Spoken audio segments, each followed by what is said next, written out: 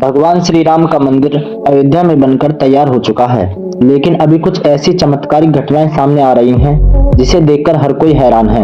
जो गिद्ध पिछले कई सालों में हमें नजर भी नहीं आई, अचानक अयोध्या के अंदर बड़ी संख्या में गिद्धों का झुंड पहुंच गया है। कई लोग इन्हें साक्षात जटायु कह रहे हैं, जो भगवान श्री राम के मंदिर की प्राण प्रतिष्ठा में शामिल होने के लिए आए हैं।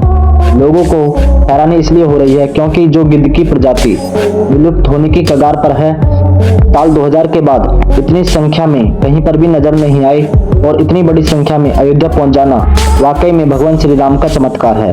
और यह जब खबर मीडिया के अंदर पहुंची तो सब जगह भगवान श्री राम के मंदिर के चमत्कार की चर्चा होने लगी।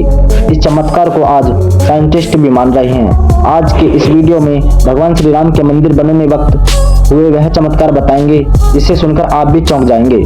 आखिर क्यों नेपाल से दो विशाल शिला लाई गईं, जिसमें भगवान श्री राम की मूर्ति बनाई जानी थी, लेकिन इनसे मूर्ति न बनकर दूसरे पत्थरों को लाया गया।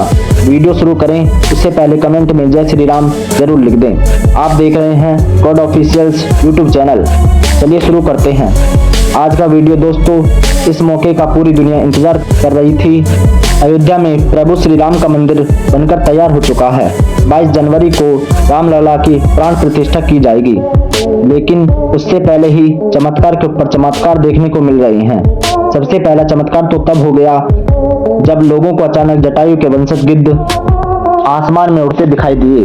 यहाँ तक कि श्री राम के भक्त इन्हें राम मंदिर की प्राण प्रतिष्ठा में आए मेहमान मान रहे हैं, क्योंकि पिछले कुछ सालों में यह प्रजाति विलुप्त सी हो गई थी। लेकिन राम मंदिर की प्राण प्रतिष्ठा नजदीक आते ही अयोध्या के आसपास बड़ी संख्या में गिद्ध आ पहुंचे हैं। लोग इस करिश्मा को देखकर पूजा भी कर रहे हैं, क्योंकि गिद्ध ऐसा प्राणी है जो भारत से विलुप्त हो चुका है। ऐसे में प्रभु श्री राम की प्राण प्रतिष्ठा से पहले ही वह कैसे दिखे, इसे लोग भगवान श्री राम का चमत्कार मानकर पूजा कर रहे हैं। अब दोस्तों, यह इतनी बड़ी बात कोई सहयोग तो नहीं। दोस्तों, कुछ बुद्धिजीवी लोग रामायण के होने पर ही सवाल उठाते हैं। उन लोगों का मानना है कि रामायण असल में एक कहानी थी, मगर दोस्तों आज भी रामायण से जुड़े हुए कई सारे ऐसे सबूत मौजूद हैं जो हर किसी को मानने के लिए मजबूर कर रहे हैं। भगवान राम ने जो पुल बनाया था लंका जाने के लिए, वह आज भी मौजूद है। उसे वैज्ञानिकों ने भी माना है। वैज्ञानिकों ने उसे देखकर कह दिया कि यह कोई प्राकृतिक नहीं है, बल्कि यह इंसानों द्वारा बनाया गया पुल है। और जिस जगह पर वह पुल बनाया गया वह आज भी उसी जगह पर मौजूद है।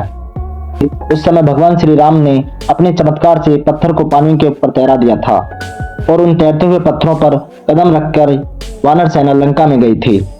दूसरे सबसे बड़ा सबूत रावण की खुद की लंका है। रावण की लंका आज भी मौजूद है और यह चमत्कार भी बहुत बड़ा सबूत है।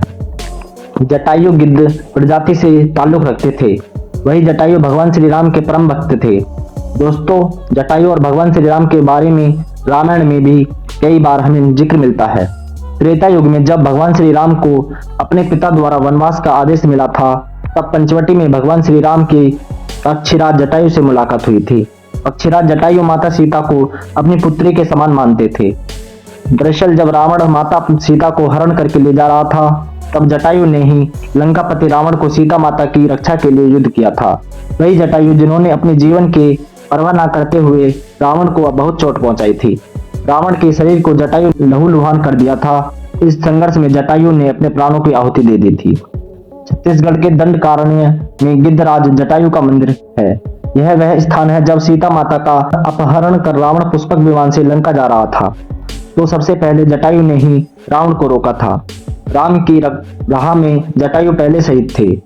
राम कथा में प्रसंग आता है जब जटायु के भाई संपत्ति ने कहा था कि मेरे पंख कमजोर हैं, मगर आंख दूर की चीजें देख सकती हैं, इसलिए मैं सीता जी को अशोक वाटिका में बैठे देख रहा हूँ। इसलिए लोग इन्हें साक्षात जटायु के वंशज मान रहे हैं। दोस्तों, अयोध्या नगरी के अंदर ही भगवान श्री राम का जन्म हुआ था, जिसके जिक्र वाल्मीकि की रामायण में भी आता है।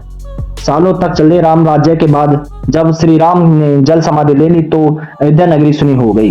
पौराणिक कथाओं के अनुसार उज्जैनी के राजा विक्रमादित्य जब यहाँ आखेट करने आए तो उन्हें उजाड़ भूमि पर कुछ चमत्कार दिखाई देने लगे। उन्होंने खोज की तो पता चला कि यह श्री राम की जन्मभूमि है। इसके बाद उन्होंने यह श्री राम के भव्य मंदिर का निर्माण कराया, जिसमें काले रंग की कसौटी पत्थर वाले 84 स्तंभ थे।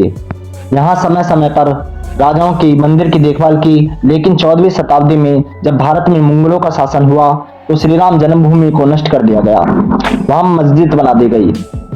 1525 में राम जन्मभूमि मंदिर को बाबर की सेनापति मीर बाकी ने ध्वस्त करवाया था।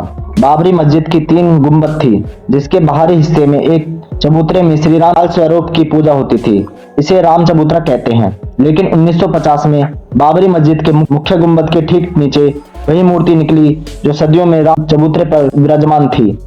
बाबरी मस्जिद में और राम जन्मभूमि मंदिर पर सालों चले विवाद के बाद आखिरकार श्री राम की अपनी जन्मस्थली पर प्राण प्रतिष्ठा हो रही है।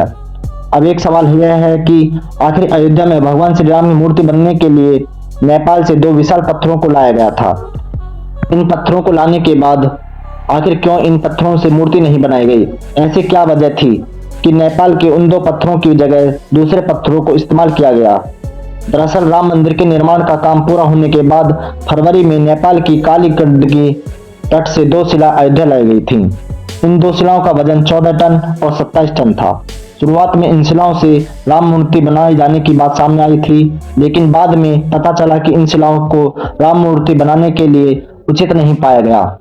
भारतीय मीडिया में छपी कुछ खबरों के मुताबिक इन पत्थरों से मूर्ति नहीं बनाई जाने की एक वजह है राम मंदिर से जुड़े संतों की ओर से जताई गई आपत्ति थी।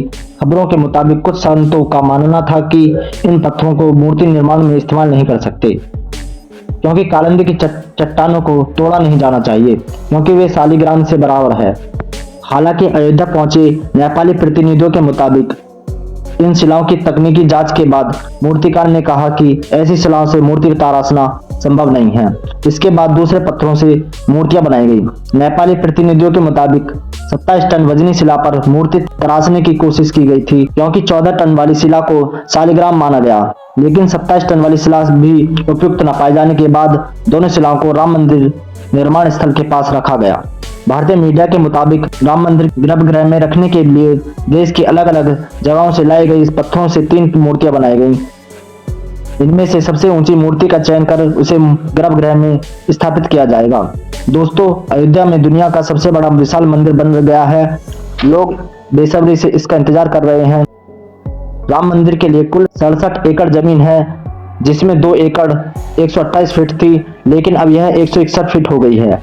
वैसे तो साल 2020 में 3 की जगह 5 गुंबद और 1 मुख्य शिखर हो गया था।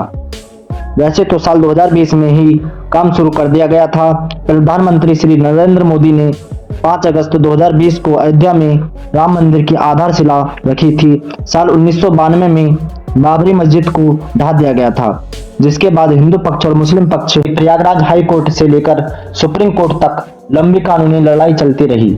इसके बाद नवंबर 2019 में ऐतिहासिक फैसला सुनाया गया और उन्होंने आदेश दिया कि अयोध्या में विवादित जमीन पर मंदिर बनाया जाए।